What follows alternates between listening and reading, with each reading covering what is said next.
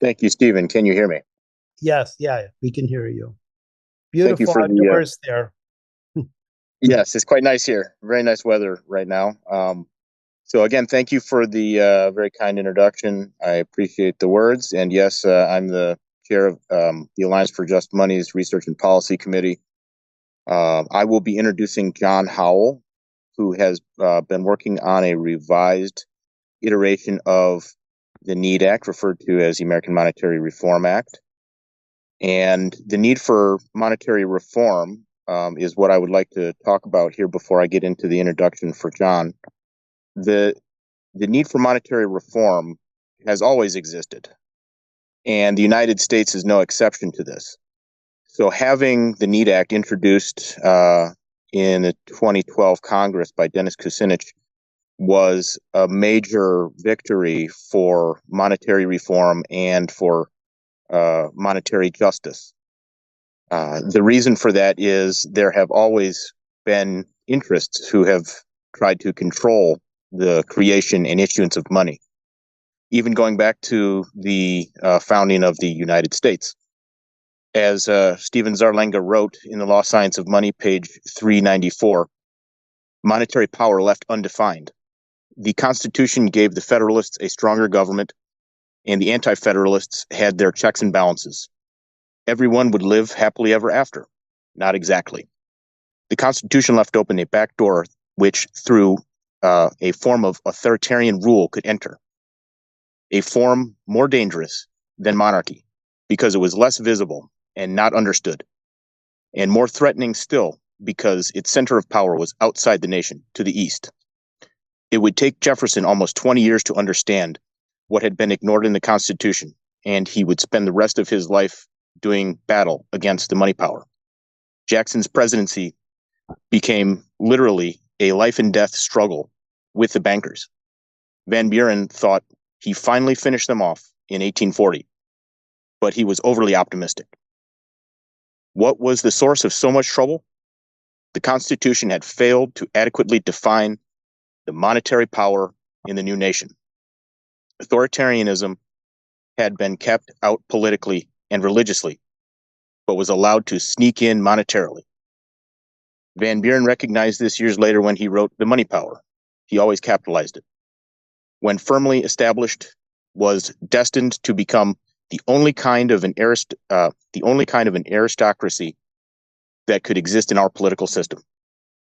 But why did the framers of a document so far advanced in its day regarding the balance between legislative, judicial, and executive power not realize that the monetary power, if left unchecked, would endanger and ultimately overwhelm the whole structure? And so here we are today, with money still being undefined, allowing these scammers like cryptocurrency to utilize technocratic obfuscation to hide the private issuance of money for their own benefit in all of this technical jargon that nobody really understands and doesn't make any sense anyways, even if you do understand it. Our goal here with AFJM, AMI, and the efforts in the LAC are to properly define money and put it back in its proper place with the government, which Stephen Zarlenga showed in his book, Law Science of Money, must be with the government if you want to have a society based on justice. If you do not have a money power, a money creation authority rested with the government, then it will be controlled by private interests, which is what we have today, a privately controlled money system. And it doesn't matter if folks say that we have a sovereign currency, the banks are the sovereign. And the goal of the NEED Act and the Legislative Action Committee's objective with AMRA 2024 is to update the information contained within the monetary reform legislation. And so I'm going to introduce now John Howell, who has been a stalwart of monetary reform going back many years. I recall probably 10, 15 years ago, John giving presentations about at AMI conferences about his talks with bankers. He would go and he would talk with his banker, and he would try to understand from his banker how the banker understood money creation. And he found out, well, John understood the monetary system better than his banker did. And that, of course, is in part due to AMI and Steven Zarlenga's work, which, of course, is, as Lucille stated, an educational endeavor. So John's task here was to update the NEAT Act with latest information and understanding from today. Of course, it's been about 12 years since the NEAT Act was written, and it required perhaps a substantial overhaul and perhaps some recollection back to the American Monetary Act that was written personally by Steven Zarlenga. So without further ado, I'd like to turn it over now to John Howell to present on AMRA 2024. Take it away, John. Thanks very much, Mike. Thank you, Steve. And let me first explain that I am not an economic scholar, nor a law expert. I first learned about the monetary system only about 13 years ago in a conversation with Greg Coleridge, a conversation that changed my life. I turned my attention from how the human body works, which I studied as a medical physiologist, to how the economy works. Much of my economics education has come from AMI, for which I am very grateful. My task today, then, is to describe the evolution of the American Monetary Reform Act from its origins in the 1930s to the present. So let me share the screen for this presentation. I can find it here. Okay.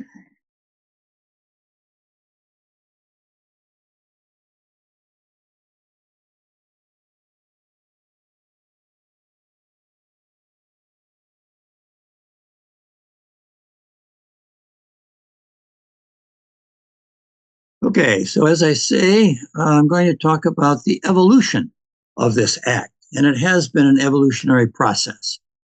So it's a piece of legislation that is proposed by the Alliance for Just Money. First, let me acknowledge that this has been a team effort done by the Legislative Action Committee of the Alliance and its working group. So I'd like to especially thank Tom Wilda, who was the chair of the Legislative Action Committee. And I'd also like to offer special thanks to Tabitha Enriquez, who is one of those wonderful staff members that the Alliance has, and she has been extremely helpful to the Legislative Action Committee. All of the others that are listed there have participated, some on and off, in the working group or in the Legislative Action Committee, or both. One of the realizations of the Legislative Action Committee is that that although we think AMRA is really good and provides an ideal kind of approach to a monetary reform, there are other pathways. And so you'll hear next from Rick DeMar talking about the Greenback Restoration Act. We'll hear on Saturday Jonathan McMillan's solvency rule. We'll hear on Friday night Michael Hudson's considerations of debt forgiveness and the elimination of usury. We'll probably over this weekend hear a good deal about central bank digital currency. And then there's public banking, which is very much under consideration today and under development. Many of us read Ellen Brown's book, The Web of Debt, as a sort of an introduction to this whole monetary problem. And also regarding public banking, Adrian Kuzminski's resurrection of Edward Kellogg ideas from the 19th century. And finally, on Sunday, you'll hear from Gwen Hallsmith. And Gwen has written a book with Bernard Lietaer, who is very much a pioneer in this thinking about local currencies. And last year at the AMI, we heard Will Ruddick, who has developed some very sophisticated local currencies in Africa and is spreading those to other places as well. But now let's turn our attention to this particular piece of legislation, namely AMRA. So here is what AMRA tries to do. It's monetary reform defined as the transfer of control of the money system from the unaccountable, private, for-profit corporate sector to the accountable, public, not-for-profit government sector. So a little bit of history, and this has been touched on by the previous comments, but in a sense, this sort of begins during the Depression era when people are trying to figure out how the heck to get out of the Depression. And Henry Simon was an early spokesperson for some of those efforts, working with his colleagues at the University of Chicago, and thus the name Chicago Plan. So in 1933, he made a proposal for monetary reform. That was also later taken up by Irving Fisher, still in the 30s. And Rick DeMar will talk about the difference between these two. And in the 30s, there was reform that took place. There were several banking acts passed during the 30s. The most prominent one was the Banking Act of 1933, which we now know as the Glass-Steagall Act. And the feature of that act was to separate commercial banking from investment banking, separate the payment system from this riskier investment process.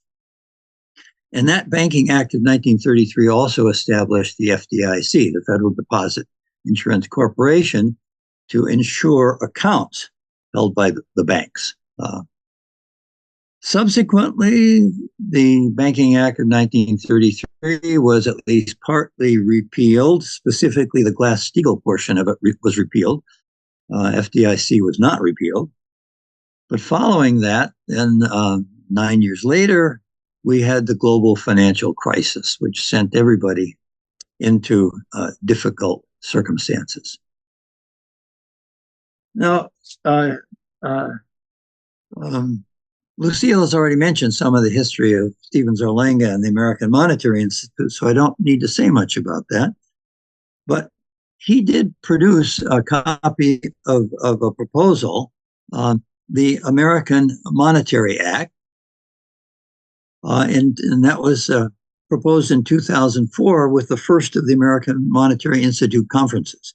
And so it was discussed after that time. And then he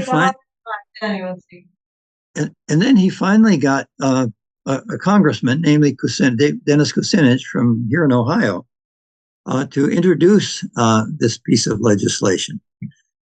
But as we will see, there were some changes that took place between Zarlenga's version of the American Monetary Act and what was submitted as the Need Act. So in the year after Zarlenga's death, the alliance was formed. And early on, we came to realize that nearly a decade had passed and circumstances were a little bit different. And there was an update needed on Kucinich's Need Act. So that was done and published in 2022. It didn't really deal much with the substance of the mechanics of the act. Mainly, it dealt with the findings and some more general aspects of it. Well, after that time, some of us began to realize that there were some of the aspects of this act that needed more fundamental attention. And that has resulted then in the American Monetary Reform Act of 2024, which I will be telling you about. But this evolution is, in my view, a work still in progress. I don't think we have a perfect bill yet. Probably no legislation is perfect. But as we come to understand more deeply the monetary system we're trying to reform and the kind of legal structure in which we're working, there's always room for growth and improvement.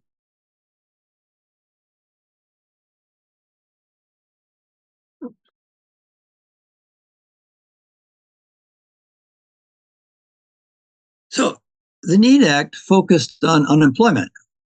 And indeed, it was in the name of the Need Act, the National Emergency Employment Defense Act, because this was just 2 years after that 2008 crash, and unemployment was very much a problem at that time. Well, About a decade later, unemployment wasn't such a bad problem, at least here in the US, and people were more concerned about other issues, the environment, global warming, infrastructure, and the widening health gap. So there was a shift in kind of orientation of the act. And now, 2 years later, it's shifted again. And this time, we've backed off these fiscal issues because basically addressing environment infrastructure are both fiscal problems in terms of allocation of money by the government. And so we wanted to back off that fiscal aspect and focus on the underlying monetary matters, focus on economic stability. And to some extent, that was a tactical change to be able to appeal to a broader political spectrum. That shift is reflected a little bit in the introduction of both of these versions, 22 and 24. 22, it started with to create a more equal and just economy in which all have a right to employment and a livable income as a matter of national economic policy.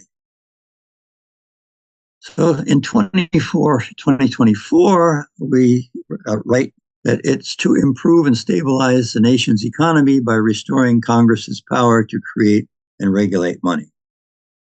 So it's a little bit of a shift of emphasis. Now, before I go into changes, let me just show you the general structure of this piece of legislation. Many of us who have been struggling with this a long time already know this, but for those of you who you'll see the basic structure of this piece of proposed legislation. So there is an introductory portion of 4 sections before it gets into the nitty-gritty of the mechanisms of the bill. So Title I is origination of U.S. money. It has 7 sections. I will only talk about Section 103 because that's the only section in which there's any change from 22 to 24. Title II is about the entry of U.S. money into circulation. It basically lists the conditions and circumstances under which the Secretary of Treasury can originate money. Title III is about the reconstruction of the Federal Reserve System, and I will talk about 2 sections of that. The first one is about the incorporation of Federal Reserve banks into the U.S. government, and the second is the establishment of the Monetary Authority. Then Title IV is sort of the nitty-gritty part about how banking changes. And so I'll be talking about 2 aspects of that as I go along. And what I will do is I'm going to talk about 6 specific changes that have been made between 2022 and 2024. So I will go through those 6, and then I will come to a 7th one that hasn't been changed yet, but the Legislative Action Committee has recommended that it be changed, and the board of the Alliance has not had time yet to respond to that recommendation. So let's begin. The first one of these then has to do with government borrowing and treasury bonds.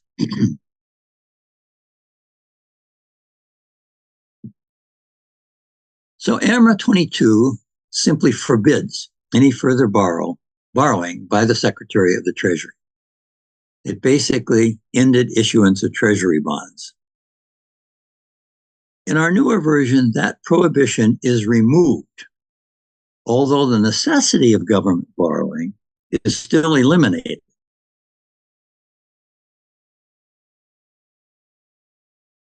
The rationale for this is that Congress may in fact find reasons to offer bonds other than simply to meet the difference, to make up the difference between government revenue and government expenditures. For instance, it may want to offer the opportunity for citizens to support their government by investing in it, in a safe investment place. Furthermore, treasury bonds play an enormously important role in the world of finance. They are used as collateral for much of the borrowing and lending that takes place in that world. So it seems better to leave an opening now in AMRA because stoppage of the bond issuance may be a red flag to some readers of the Act. So removing it, in a sense, is not so much a substantive change, but a tactical one, which may or may not have any real effect. So this is the portion of the 22 version that prohibited government borrowing. No amount may be borrowed by the Secretary from any source. It's interesting in that document is followed by this rule of construction, which I didn't have space to put here. So you can read it over here because it's still in the 24 version. So this statement of that the Secretary no longer can borrow is followed by the statement that says no provision of this act shall be construed as preventing Congress from exercising its constitutional authority to borrow money on the full faith and credit of the United States. That's built into the Constitution, so this had to be put in there to be so it could pass muster as being consistent with the Constitution. But after all, Congress in the past has always borrowed money by having the Secretary of the Treasury do it. So they would have to find some other way to do it in order to borrow money under the provisions of this law. Now, in this section 103 that you see on the right in the 2024 version, this is section 103. Section 101 and 102, the first two sections in Title I, dealt with the issuance of money, particularly with the issuance of paper money. And so this one is the issuance of United States money in electronic form. And embedded in this portion is a fundamental statement that was originally made over here in 2022 that you see in blue, that the Secretary shall originate United States money to address any negative fund balances. That's still here in 24. The Secretary will annually and as needed originate U.S. money in digital form to address any negative fund balances resulting from a shortfall in government receipts. Now, what the new one does is provides an explicit description of how the Secretary is to do that, to originate the money. And it says here that the Secretary is to do that in red by adding appropriate amounts to the government's Treasury General Account, which, by Section 301C of this Act, is transferred from the New York Federal Reserve Bank to the Department of Treasury. So now the government has its account in the Department of Treasury rather than in a Federal Reserve Bank. Historically, this is not new. Between 1836 and 1914, we had no central bank. And during much of that time, Treasury held essentially the government's account. So this is not a new arrangement. It's one that has been tested and tried in the past. So then what this particular section does, it ends that prohibition against borrowing, and it specifies that the Treasury General Account will be held in the Federal Reserve Bank of New York. That had been held in the Federal Reserve Bank of New York will be held within Treasury itself. Okay, that's number one. Change number two, federal insurance for fixed term accounts. Well, AMRA 22 prohibited FDIC insurance of fixed term accounts. Boom, it ended. We have removed that prohibition. Well, why have we deleted that prohibition? And the basic reason is that it could discourage savers from using these accounts. These now are fixed term accounts. Because keep in mind what this act does, it establishes that there can be fixed term accounts for savings and investments. By fixed term, we mean that has been deposited for a certain fixed period of time. These are not demand deposits. They cannot be taken out on demand, only at the end of the fixed term. Okay? So these are investment accounts. And these then are in addition to transaction accounts, which will serve the payment system, and those accounts will be handled quite separately, as I'll explain later. So it's these fixed term accounts then that will provide money, which depository institutions will lend to meet the borrowing needs of the public after transformation to this new system. Depository institutions will hold the money taken in for long-term savings in transaction accounts from which it will be loaned. So this specifies how these accounts are to be held for this purpose of investment and saving. And we don't want to discourage savers from using these accounts. And savers have always been accustomed to saying, well, it's insured, so I don't have to worry about this. So in order to not scare people away from putting money into these accounts, which will be essential, we decided to delete this section. Okay, number 3. This has to do with the transfer of the Federal Reserve to Treasury. AMRA 22 called for the transfer of the Fed into Treasury as a bureau within Treasury.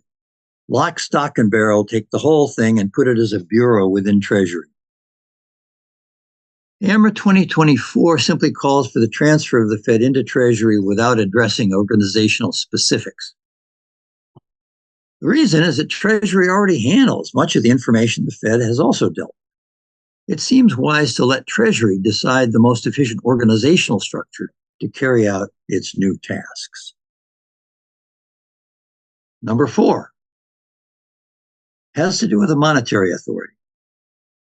AMRA 2022 was ambiguous as to the authority that the monetary authority had, suggesting, for instance, in quotes, it could establish monetary supply policy.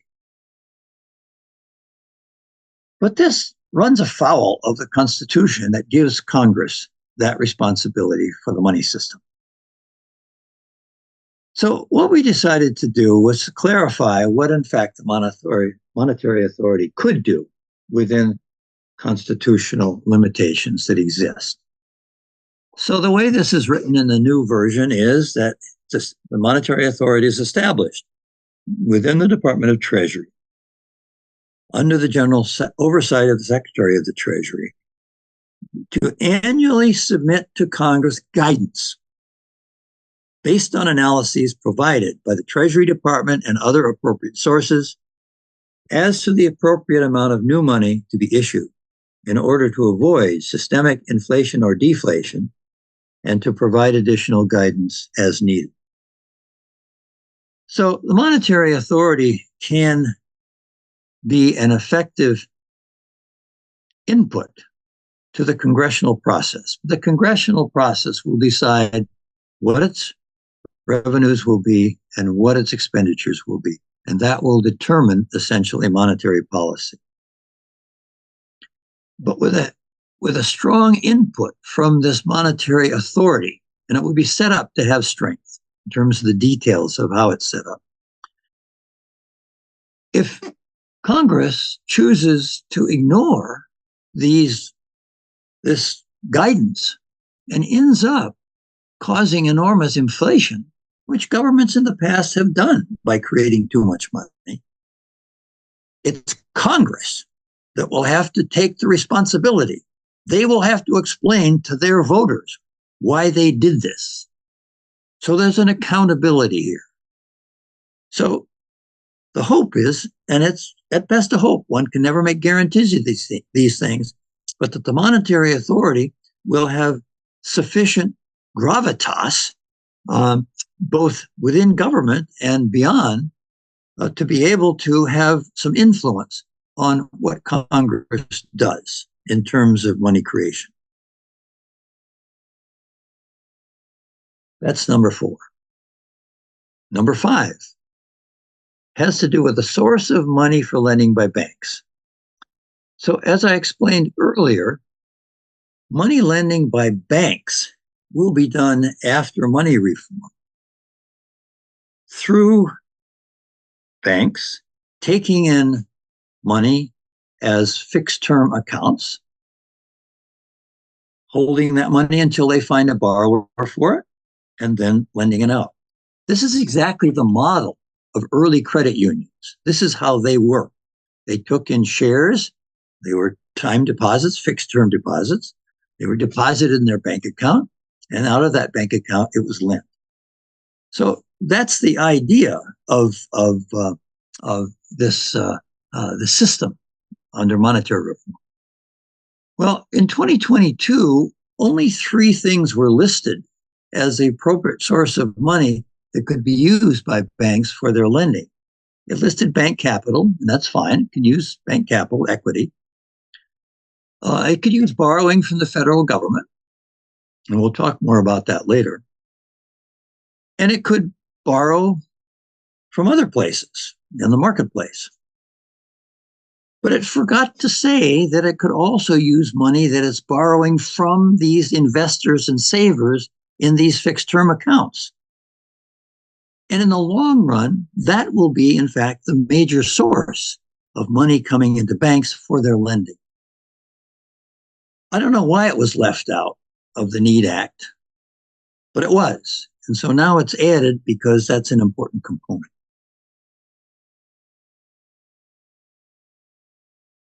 Number 6, encouragement of profit-making lending by banks. This is the most complicated one that'll take me a while to talk through. This has to do with what many of you who are familiar with AMRA realize it has to do with the revolving fund. Well, AMRA 22 started by making this very nice promise about how it's going to encourage private profit-making money lending. Okay, here it is, down in number 1, encourages private profit-making money lending activity by banking institutions. Then it says it's going to prohibit the creation of private money through the establishment of lending credit, fractional reserve banking. So it makes this nice little promise. It's going to help banks. And then it hits it with this thing that they can't do what they've always done as their model of banking. So it's a pretty weak kind of a promise. Now, AMRA 22 did follow it up with something of a substantive promise in the following way. It established a revolving fund. And what it said was that the funds in this revolving fund will be available for relending to banking institutions. And that this fund is to be controlled, administered by the Secretary of Treasury. Now, the question is, where is this money coming from for this fund? Well, this tells the answer to that. This was again in AMRA 22. What it says is that under outstanding credit, any asset of a depository institution, and they're talking about the loans that are in the balance sheets of banks. The loans. These are the assets that result from deposits. Okay, so the deposits over here, they have loans over here. So all these loans that have been extended, the results from credit, extended against deposits, shall, as of the effective date, be a liability to the depository instant to the federal government. And as the outstanding balance is repaid pursuant to its terms, shall be paid over to the federal government. So what that means is, as these loans that have been made on credit extended against deposits made prior to the transition to AMRA, they will immediately then, as they are paid back, go to the government. Okay? Where is it going to go in the government? It's going to go into this revolving fund. The monies paid to the federal government shall be deposited into the revolving account established in Section 403. So what that means is that the idea that the money is going to come into this revolving fund from banks associated with the repayment. Banks associated with the repayment of loans. So you see the arrow indicating here money going from the banks to the revolving fund, and this money is going as those loans are repaid. Okay, it's going into the revolving fund. Now, some of this then will be available to banks for lending in case they need it. Well, they will need money for lending. And under our current system, where does this liquidity for bank lending come from?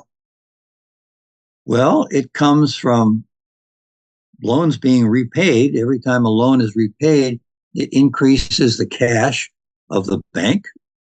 So it increases its liquidity. Liquidity is increased when new deposits come into the bank. And of course, banks can borrow to increase their liquidity when they have difficulties because maybe they're making more loans and they have deposit at this particular phase. So there's a lot of borrowing and lending that goes back and forth between banks.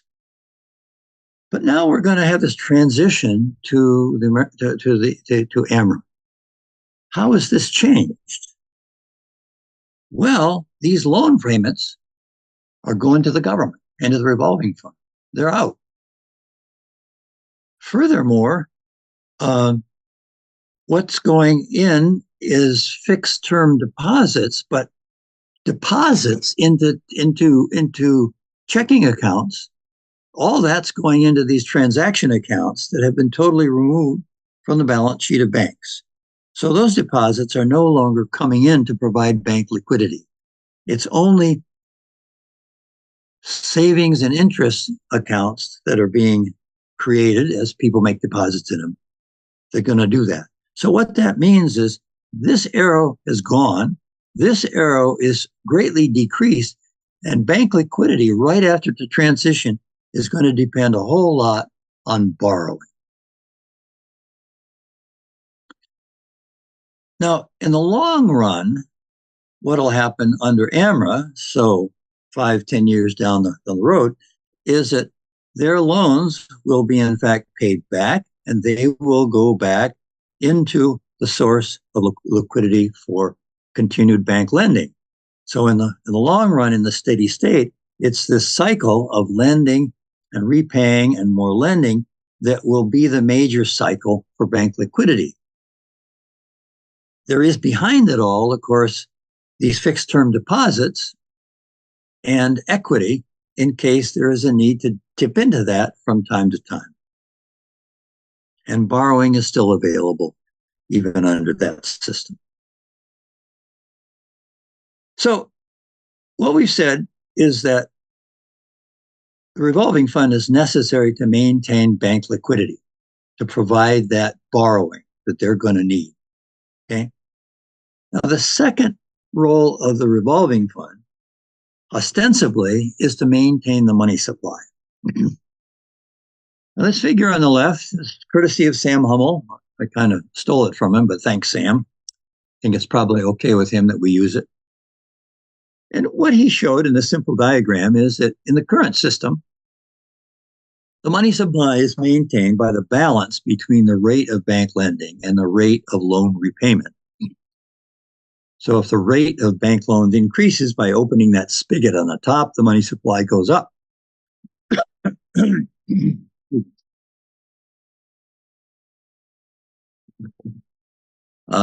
If the rate of bank loans goes down, the spigot is tightened, then the money supply will fall. Well, with the transition to AMRA, on the transition day, banks will no longer be creating money with their lending. That spigot up there is turned off, okay? But repayments will continue, repayments from loans made prior to the transition. So the idea, in part, of the revolving fund is to counteract the fall in money supply. The money will go to the government to keep it in circulation with increased spending.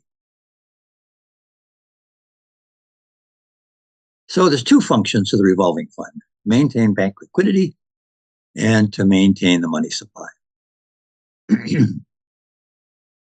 Now in AMRA 2024, we have re-entitled section 403 protection of the banking industry, to make it a little bit more obvious that we're actually trying to do that. And we changed the name of the revolving fund to the Bank Transition Assistance Fund. Not as easy to say, but we can call it the BTAF. Now, what this piece of legislation does now is to specify that banks are entitled to borrow specific amounts from the fund. And it specifies a term for borrowing, as we shall see. But now it says the banks are entitled to borrow. It's not just at the whim of the Secretary of Treasury. This is a better guarantee to banks. So what this says in AMRA 24 is this. During the first year of the transition period following the enactment of the Act, individual banks will be entitled to borrow from the fund up to 90% of the amounts which they will have submitted to the fund from their own loan repayment programs. Okay? Then during the second year, the banks will similarly be able to borrow, but only up to 80%. And then down below, you can see the percentages that the banks can borrow decrease each year after the effective date by decrements of 10% to become 0 in 10 years. And all repayments by the banks to the fund are to be completed within the 10-year period beginning on the effective date, according to a specific schedule to be determined by the Secretary. So some leeway for the Secretary to negotiate with the banks on that schedule of repayment is available. So this just diagrams this idea of the bank can essentially borrow the first year 90% of what it has forwarded to the government into the revolving fund from loans being paid off. So that's a big chunk that's available to the banks. Then if they're entitled to that first year, and drops to 80% and then on down the line to 0. Let me say that this idea actually was an idea of Virginia Hammond. So we thank her for this idea. Now, because the government through the BTF, the Bank Transition Assistance Fund, will be lending to banks, that raises the question of interest rates. How are the interest rates going to be set? Well, we sort of punted with that, and what we basically said was that interest rates shall be set as low as possible to encourage bank lending to the public. We want that, but at low rates, but high enough to encourage banks to repay the loans over time. Let me give you some clue as to the thinking about that last phrase. If 0% were offered for this lending to the banks, then it would encourage the banks to use that as their primary source of money for lending. But what we want the banks to be doing is to building up this other source, namely the fixed term accounts.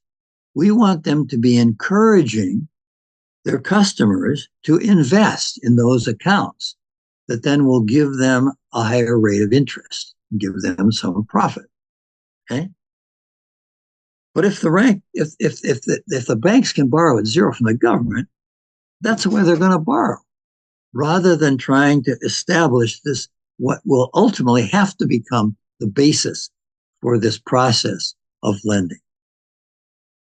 So that's the thinking that went into this, and exactly the interest rates will have to be determined by those involved, including the Secretary of Treasury. Now, this section also brings up credit guidance. Many of you know what credit guidance is. Credit guidance has been used by central banks in other countries effectively to tell the banks what they can use the money for that the central bank is providing them. So in AMRA 2024, it says the use of this money from the Bank Transition Assistance Fund by banks may be subject to limitations imposed by Treasury to ascertain that such use is not at variance with federal goals. You can imagine the Secretary of Health, in consultation with others, may decide that They don't want that money used by the banks for simply lending for speculative purposes. So they may impose a limit or forbid that. They may not want that money going for real estate serving high-end folks with new resorts in exotic places. So they may want to issue some credit guidance, and they'll have an opportunity to do that over this brief period of these 10 years, really only effective over the first half of it. So that's the credit guidance that's in here. Now, the final section here is that it specifies that the secretary will establish a formula for transfer from this fund into the government's Treasury General account in a manner that reduces the fund to zero within 10 years. So it turns out that AMRA 2022 and the NEAT Act never made clear how that money was to get transferred from the revolving fund to the government's Treasury General account, so it could use it. So it ended up kind of sequestered away in this fund rather than being used then by the government to help maintain the money supply. It just seemed like it was incomplete and needed to be completed by this feature of saying, yeah, it's going to go into the government's Treasury General account to help keep up the money supply. So that's the other feature. So in summary then, this portion of the 2024 NEAT Act specifies that banks are entitled to borrow within specified limits from the Bank Transition Assistance Fund, specifies the amount, specifies the time frame, specifies the usage, credit guidance, and it specifies that the money in the fund is transferred within 10 years to the government's account. That's the first 6 items that I wanted to talk about. But I want to talk now about this final one that, in fact, Legislative Action Committee has recommended as a change, but has not yet been adopted by the board simply because they didn't have time to do that. This has to do with statements in these acts about purchasing the Federal Reserve. Now, in Zarlenga's original American Monetary Act, what he wrote was that the Secretary shall purchase all outstanding Federal Reserve stock. Somehow, that got changed. So the NEAT Act says the Secretary shall purchase all net assets in the Federal Reserve System.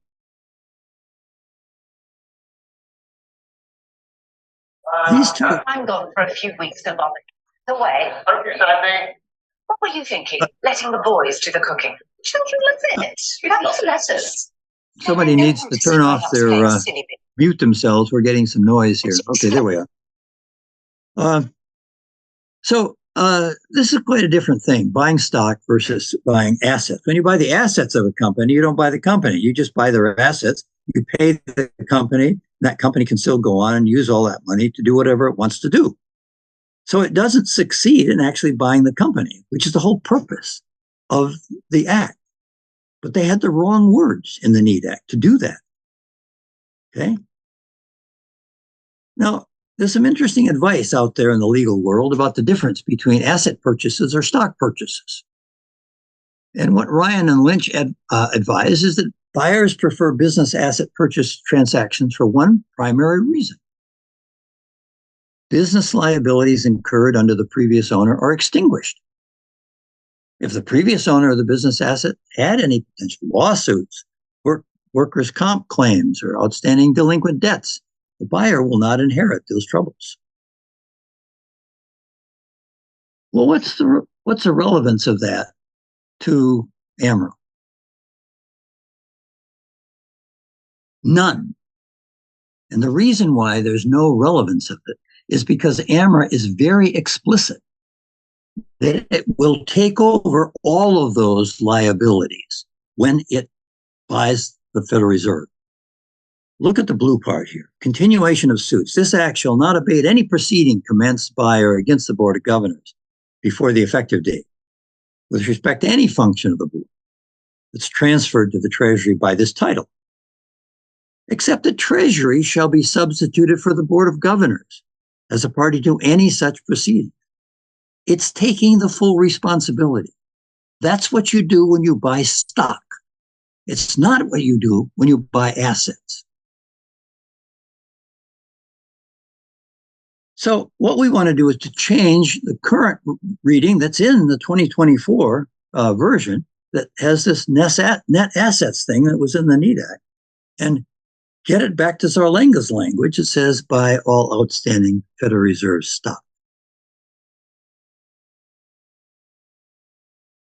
Oh, it's interesting to look at what the Federal Reserve Act has to say about this business of what what happens when a Federal Reserve Bank is closed. Well, that's in U.S. Code 12290. It says, should a Federal Reserve Bank be dissolved or go into liquidation, first thing that has to happen is that all its debts have to be paid, and its dividend requirements have to be paid to the stockholders, because the stockholders get this dividend of 6% per year, so that has to be paid to them. And then the par value of the stock shall be paid to them. And the par value of the stock is 3% of the capital of any bank. That's what they have to pay in. That's the paid in value for the stock that they own. So the paid in value of the stock, the par value of the stock that Chase Bank has is far greater than our local Hocking Valley Bank. So once those are taken care of, it says all the surplus remaining becomes a property of the United States. Okay? The properties of the government. So we obviously that in this transaction, these dividend requirements, which is not a lot of money, but the par value of the stock will have to be paid off. And then we'll have to think about these payments of debts and what that actually means. And we need to look at the Federal Reserve Bank balance sheets to do that. But the other piece of law I want to bring to your attention is Section 288. The previous one was Section 290. And this section is talking about what happens when there is a discontinuance of a member bank. So it talks about as a member bank is going to discontinue itself for whatever reason, what are the claims that it can make on money in the Federal Reserve? And this answers that question.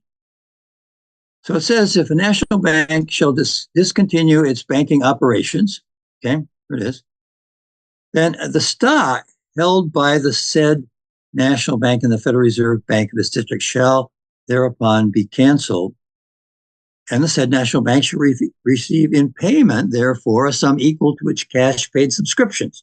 So that's the par value of the stock. Okay? So it says that the claim that the bank has as it goes out of business is simply on the stock that it's owned and this dividend on top of it.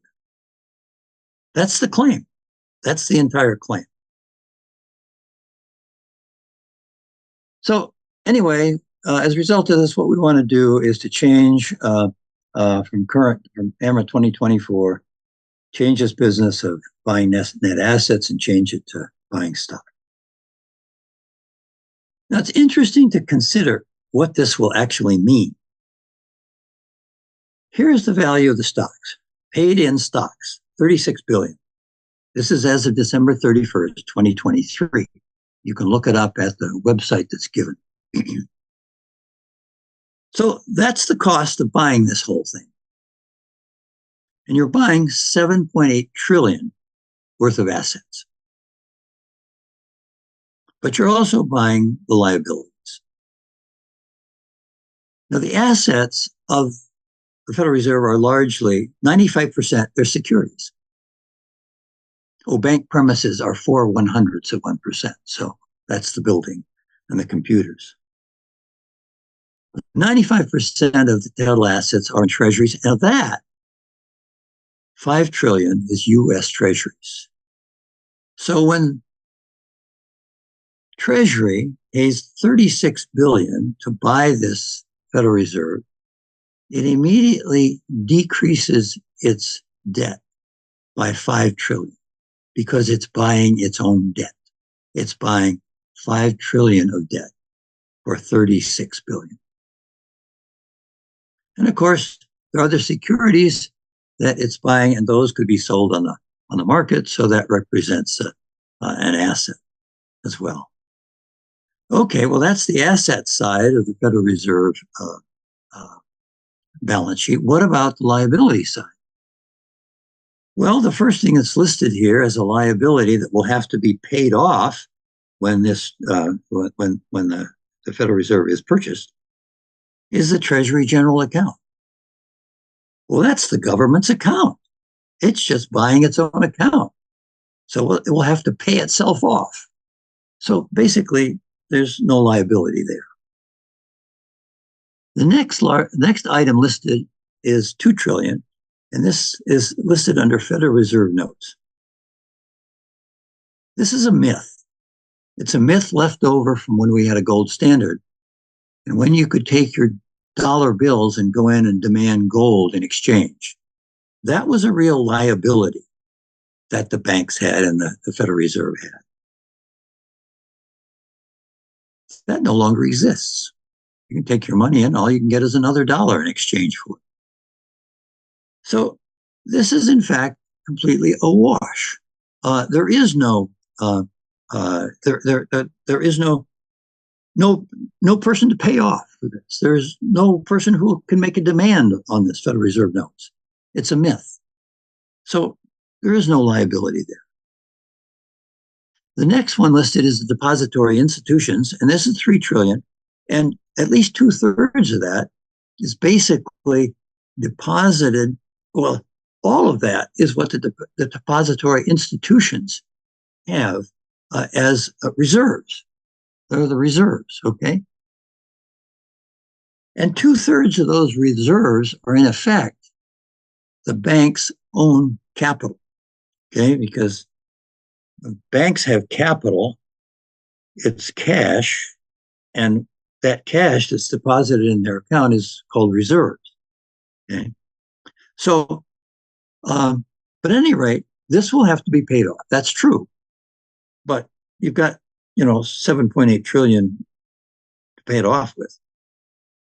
There's also repos, and these are basically securities that the Federal Reserve owned, but agreed to sell to some other financial institution with an agreement to buy them back.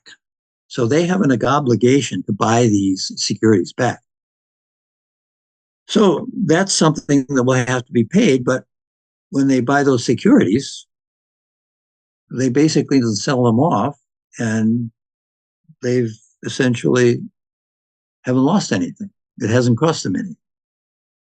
So that too, in the long run, is not much of a liability. So the major liability is basically to the individual commercial banks and the reserves. Okay. So let me just give you this summary of AMRA then. Specifies processes within the government for taking on the sole production of U.S. money and the control of the money supply. Does so by authorizing the Secretary of the Treasury to originate U.S. money. And it establishes the monetary authority to provide guidance to Congress to avoid unacceptable systemic levels of inflation or deflation. And it allows for the Federal Reserve System to be purchased by the government, and the needed functions of the Fed are taken over by Treasury. And the other half of AMRA is about banks. When it says that transaction accounts, that's the checking accounts, they will be removed from the bank balance sheets of the books. They are removed from bank books, Instead, they will be held in trust, in bailment, that the banks cannot touch. They can only act as intermediaries for dealing with payments that are made with the use of the system. So those are the transaction accounts removed from the bank books, and it's to protect the payment system. So a bank can fail, but they can't dip in to the transaction accounts. They're separate. And these transaction accounts will have to be monitored by Treasury.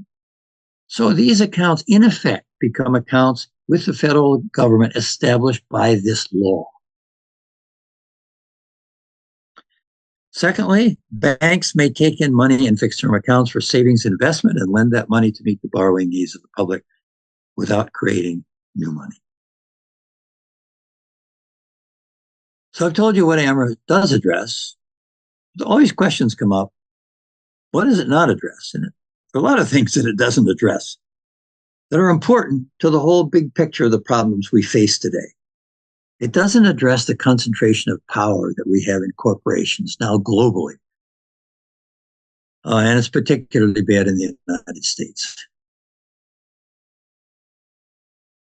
There is an organization, Move to Amend, that is trying to address that problem in the United States with a constitutional amendment.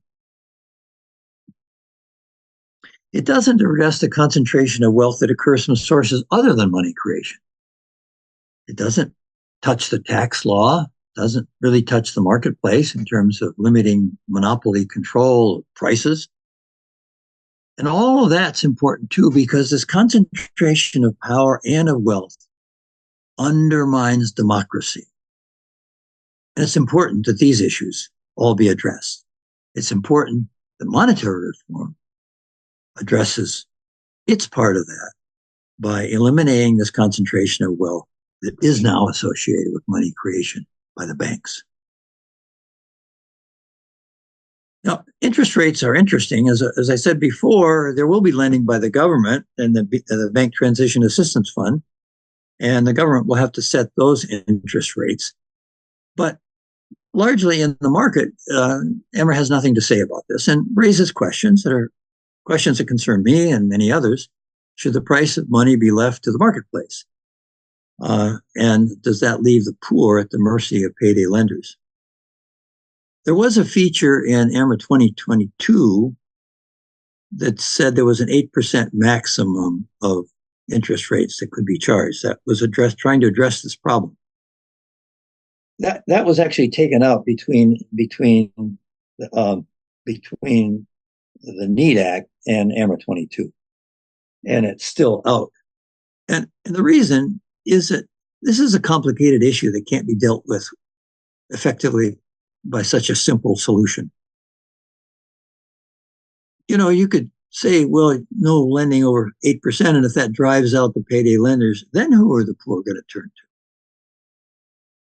So this is an enormously important problem, and it needs attention, but it's not addressed by AMRA. Perhaps it should be, but it is not, at least at the present time. Perhaps it can be handled by other legislation so as not to complicate monetary reform. So again, what AMRA does is to transfer the control of the money system, the corporate sector, to the government sector.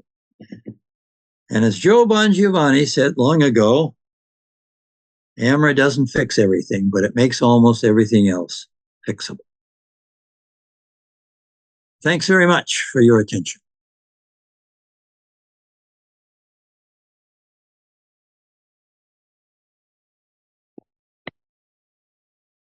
Thank you, John. Excellent work here. Thank you for the clear presentation. Very much appreciate all of the detail here. We have time for questions before we go to the audience. I have a few questions for you. First of all, regarding the interest rate discussion. So yes, limiting interest rates to 8%. is specified, but the overall utilization of interest rates, whether or not that's determined by market forces or other legislation for the government, still needs to be considered. And I was wondering your thoughts on how interest rates should be dealt with. Well, I think that's one area, Mike, that I really haven't thought through with the kind of detail that it needs. It's a complicated issue, and it would have to involve looking at the existing pattern of lending to see what kind of intervention would essentially control excessive interest rates without hurting certain people. That may not hurt people who have a lot of money and they don't care much whether they borrow at 4% versus 6% versus 8%. But for people who are at the margins, that matters a lot. So somehow that has to be included in the consideration of how to limit interest rates. Well, perhaps we could use past history going back millennia, discourse pertaining to usury and the elimination of usury as being one of the main objectives for living in a harmonious society, and completely get rid of interest rates and go with the Islamic banking style of just a flat fee. That may be another useful consideration as well. We've had some discussions of that at AMI previously. Right, and I'm certainly open to the exploration of these ideas. I think they're important. But to load that onto a piece of legislation that you're trying to get passed about the monetary system is bound to essentially be another hurdle for it. So that's in a sense why we opted to leave it out of this piece of legislation. But it's not because we think it's unimportant. Absolutely, yes. And it is very critical that we get the monetary system reformed correctly. So definitely understand the original design of the AMA from Zarlanga, and even to a certain extent the NEED Act, really focusing on fixing the monetary problem, because that will enable all of the other solutions as well later on down the line. So if folks have questions, please go ahead and raise your hand. I see a few hands raised here. I don't know who was first, so I'll turn it over to Stephen. Howard was first. Howard was first. Howard was first. Okay, go ahead. Hey, John, that was great. It was great to hear about all those changes, and I think most of them. Some of them I have to think about a little bit more, but overall, great effort, guys. That's really good. Now, but I do have a question, or one comment is that I do think it will affect corporate power, because what we're doing is shifting power relations, because money is power. And so right now that power is in a system that is massively funneling the wealth to the top where there's power. And that goes away with AMRA. And so that's a big change, big shift in power relations. But the other thing is, I really like Virginia's tapering off according to how much was coming back into the money supply, down to zero. And my question for you is, at zero, then the banks are no longer entitled. Is that right? Yeah, at zero, what that means is the banks are no longer entitled to borrow money from that fund. That's absolutely right. Right. One thing is that there may be some loans longer than 10 years that may have been made by the banks right after this transition. So those payments will come in longer. If it's a 30-year mortgage, it'll come over a longer period of time. But I didn't emphasize the wording that was in one of those slides that it accounted for that. It says in that case, that money just goes into the Treasury General Account. Yeah. Yeah, good. Yeah, and I like your point about the fact that it does touch on corporate power. right at the center of corporate power, namely Yeah. the banks. Yeah, absolutely. Yeah, that's what we got to do. I mean, that's where all of the decisions are being made that are so destructive to people and planet. Seems to me, or at least the guidance for Right. the. And I like that, changing the MA to a guidance operation. Yeah, that makes sense. Now we can call it authority without raising a lot of feathers. Right. I have to give Right. Rick DeMar a lot of credit in our working group for the development of that. Cool. Thank you. Go ahead, Stephen. Thank you. I have just a few thoughts, and but I also like the 10-year limitation. I think in Zarlenga's original thinking, we might have to stretch it out to 30 years as we get repayments, and maybe even the process is even slightly slower than that. But it's heading towards zero. But I'm interested if in balancing things out in a little more difficult way for the banks, actually. And my concern is full employment. I think giving somebody a job to somebody who wants to help society, the money can always be created for that. And if the money is smart, if the work for society is good, that shouldn't be inflationary.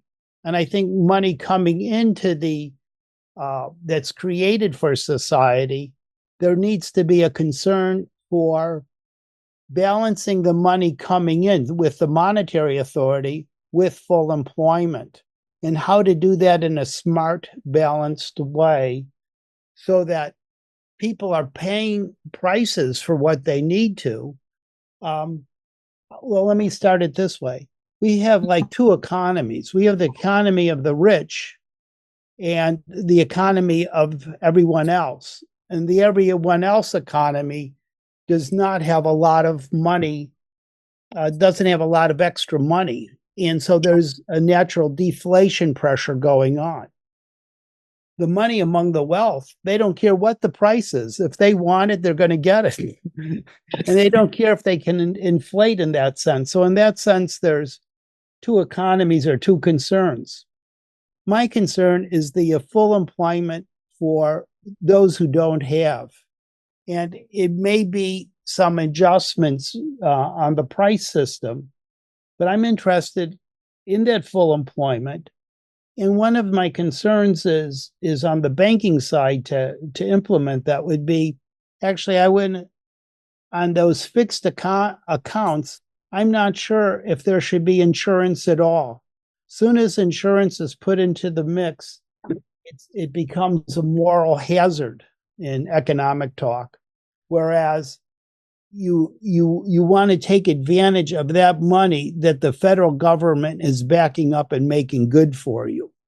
I.e., if we gamble too much, the feds are going to come in and save our butts. And so that's a concern I have. And I don't think, and I think a lot of people can understand that. In terms of interest rates, I tend to think of, you go into the bank and you want an interest rate, the banker says, well, if you want to have a high interest rate, you can back credit cards. If you want a medium interest rate, you can back mortgages. If you want a low interest rate with more security, you can back preferred commercial paper as an investment. You can buy where a company's expanding and they need money for a while. And they're going to make that a preferred part of their company to get that money, and you'll get the benefit of that. But it'll be at risk, but it'll be a much lower risk than others. So you can choose your investment. Also, we know from Macmillan there's this peer-to-peer lending, so there can be other models too that the banks might want to get involved with. But the interest rate that a depositor earns depends upon amount of risk that they want to take. And I don't think there needs to be any government subsidy. That's just Stephen's thinking. I'm not making that any, nothing official. It's just my own thinking.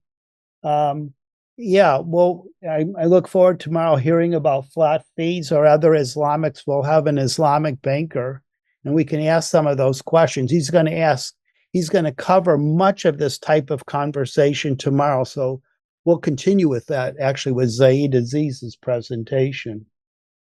Steve, let me respond to one portion of your questions here, because it's one of the things that we have thought about, and that is this potential moral hazard in terms of FDIC insurance. What will happen if a bank makes some bad miscalculations and can't cover itself in terms of needing to essentially meet its obligations for somebody who had a fixed term investment there and wants the money back at the appropriate time and they don't have it? This is a liquidity crisis for them. And the point here is that if the bank should have a major problem with this, so the bank in fact fails, that lender, the depositor, the customer, it will not be at risk because the insurance can be considered, but the company is still at risk. That is to say, there is no reason to bail this company out because this company is totally separated from the payment system. The payment system is not at risk if this company goes down. Okay, so this is a very nice combination of keeping the companies responsible by making sure that there is no compelling reason to bail them out, and yet with some protection for the people you want to protect, namely the people who are actually doing the investing. So that was the rationale for this. It seemed to be that it's not a major moral hazard as long as the banks themselves are held responsible if they screw up, and the banks essentially can fail, and they will not be bailed out. But that's what's essential. And Macmillan makes this argument. Well, they'll always be bailed out. They always have been through history. He makes that argument very strongly. But all through history, we've had this business of the banks intermingling their lending with the payment system. So he's right that every time the system goes down with a major player goes down in it, because this interlocking system, they have to be bailed out. The government has no choice. Okay. But the system is different under AMRA, with the separation of the transaction accounts from the bank balance sheets. So that's why I don't think what you raise, in my view, is a problem. Okay. Maybe that's a little bit of libertarianism in me there. I don't know. But Nick Egnetz has a question. Yeah, let's go on to others and we'll come around. We only have a few more minutes or a little bit more to go. Great presentation, John. I'm interested in the discussions that you had in your committee about just taking any kind of spending programs, any kind of beneficial programs for people and the planet out of AMRA, and just leaving that up to Congress, and also the fact that one of the reasons to put in, for example, the citizens' dividend was the fact that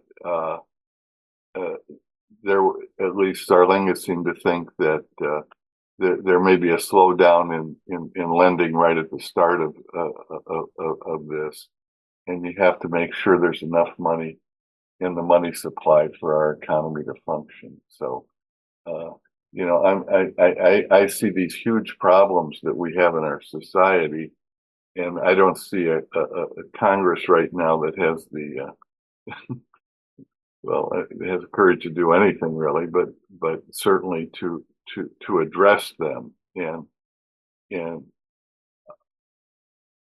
to me, not just to me, because I even argued with people about this for years, that, you know, we have other huge problems, but climate change is the issue of the day, really.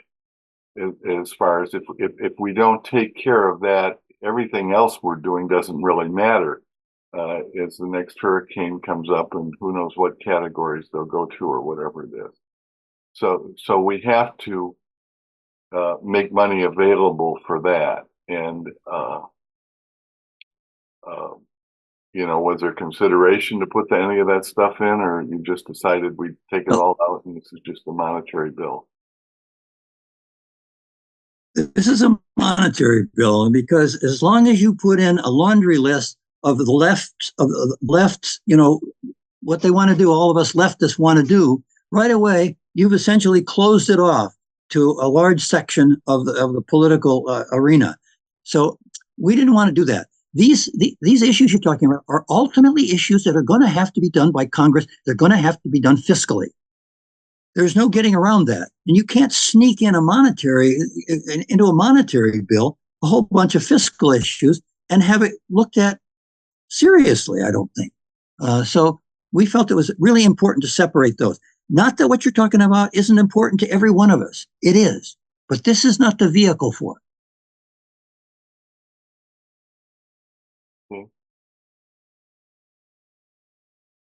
All right, we can go to Philip. Go ahead, please, Philip. Hi, Phil. Unmute. Hi, John. Great presentation. I really like the organization and style. Good job. I have a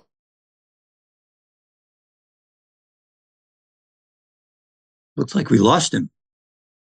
He appears to have dropped.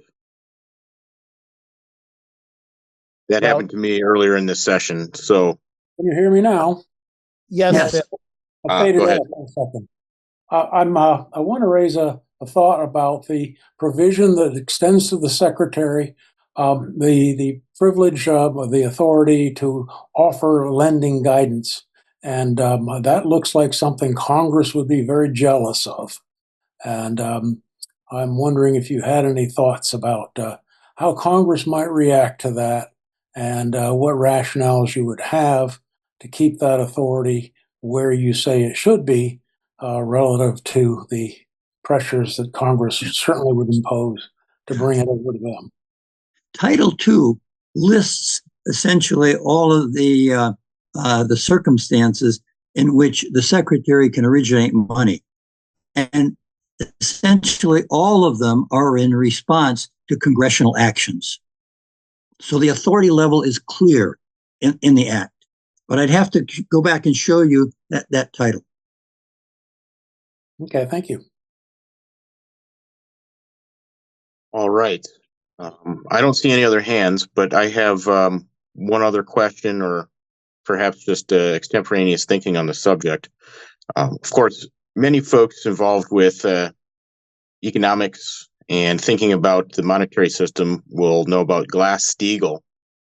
And I'd just like to, I guess, bounce this off of John here. If you can think of AMRA and our monetary reform proposals here as being a way of codifying Glass-Steagall into our monetary system. So it is not necessarily Glass-Steagall as a standalone bill, but having a separated structure where you have the transaction accounts and the investment accounts being separated and handling those differently. If we can think of that as a kind of more rigid Glass-Steagall approach. It is more rigid. It separates them much farther than Glass-Steagall did, because commercial banks could still mix essentially lending and payment systems. So that is totally ended in this system. The separation is not only restored, it's really made as a real separation. So I would propose that folks who advocate for Glass-Steagall should really try to understand AMRA, because what we're doing here is a definite separation of investments from transaction accounts or checking accounts. Yes. Go ahead, Lucille. Yeah, so I didn't expect to ask this question to you tonight, John, but there was some minutes left, so I will. And the question is one John and I have dialogued a bit about. In fact, the LAC did a bit. And since Macmillan's talk a couple weeks ago, John and I have emailed a little bit, so it won't surprise John. But the question is whether, or the suggestion is, my suggestion was in the LAC with AMRA 2024, and it didn't get approved then and moved on to the board as part of 2024, is that Macmillan's systemic solvency rule is one sentence, and that it puts the accounting teeth into AMRA for the implementation of what AMRA is after. AMRA wants to end banking, which they define as the creation of money out of credit, and the private creation of money out of interest-bearing credit is the problem we all know about. And there's a simple, it's their systemic solvency rule, and explaining what that's all about is too much for here. You'll probably hear about it from Macmillan himself tomorrow themselves. But the rule is the value of real assets has to be greater than the value of liabilities in the worst financial state. And just one more explanation, every company, every corporation that functions in the real economy, that produces a real good or service, has to already act by this, even though they are not required to calculate their systemic solvency nor to report it. And that's what Macmillan is advocating, that they have to calculate it, they have to report it, and they have to achieve it within this transition period. And then they give, you know, their new book equivocates a bit, and I agree there are problems there. But my question to John is, why not add that sentence to AMRA? Is there any reason why not to?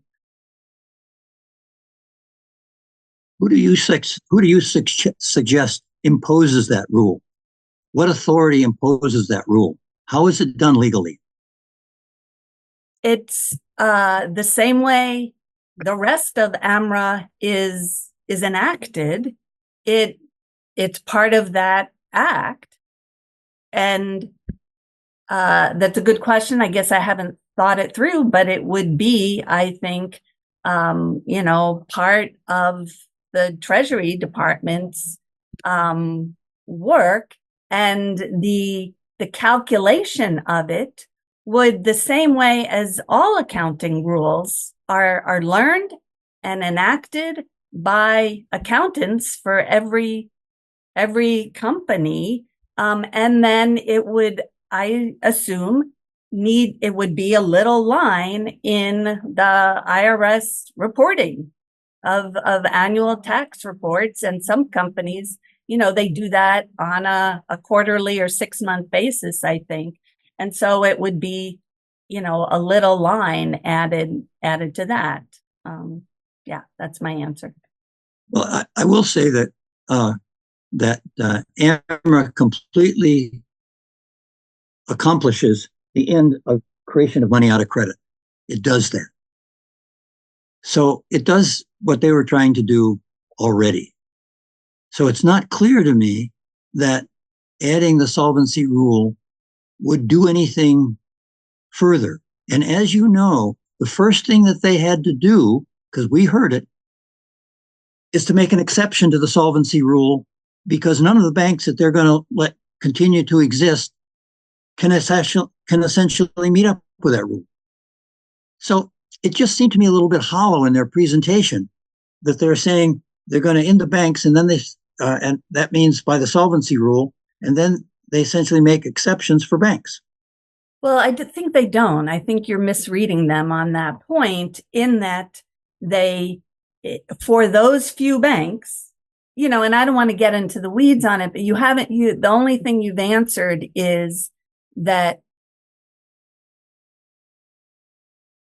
you disagree that putting it in accountant language makes it clear that double entry bookkeeping, the way that we've gotten to where we are now, is changing for banks and insurance companies and shadow banks. So, you haven't really said any, you said it achieves it, and it achieves it by mandating they can't do it. And that's my concern, just by mandating they can't do it when people already don't know they're doing it. And I think the accountant rule then makes it impossible for them to do it over, and also beyond the transition time for Macmillan, they specify, they put some teeth. I agree, though, that I was surprised at that part of their new book. So I'll be quiet, but anyhow, This needs further discussion. Right. Thank you, Lucille. Congratulations, John. You did a great job. I look forward to watching the video and trying to consolidate what you said tonight. There's a lot there. Yeah, it was great. And there was a lot. I have a lot of sympathy with what Nick said, and you've made that point in the past. And I have seen the fact that the advantage is you have larger support. You take away the excuse from Congress that they can't afford things. You would probably have the economy grow a little faster, which means more could be done as well, and people would be better off in terms of standard of living. So I better appreciate the reasons you've taken that stance. But I still lean more to Nick's. Thanks very much.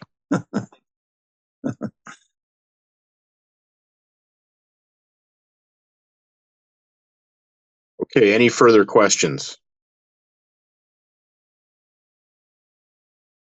All right, we're about 2 minutes over here for our scheduled break time.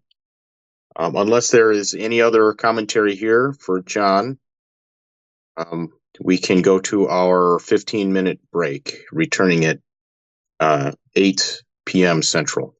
Yeah, sounds good. Thank you, Mike. Thank you for a wonderful presentation, John. And thank you for moderating, spotlighting, and working on things too, Lucille. And I want to give a shout out to John Conroy. He was the one who initiated giving voice to this night, or to get more in this regard and making it a night. But anyhow, it was a good push in this direction, so that I had the thought of tonight, but he had the thought that we had to get it done. So thank you, John. Oh, you're very welcome. This is great.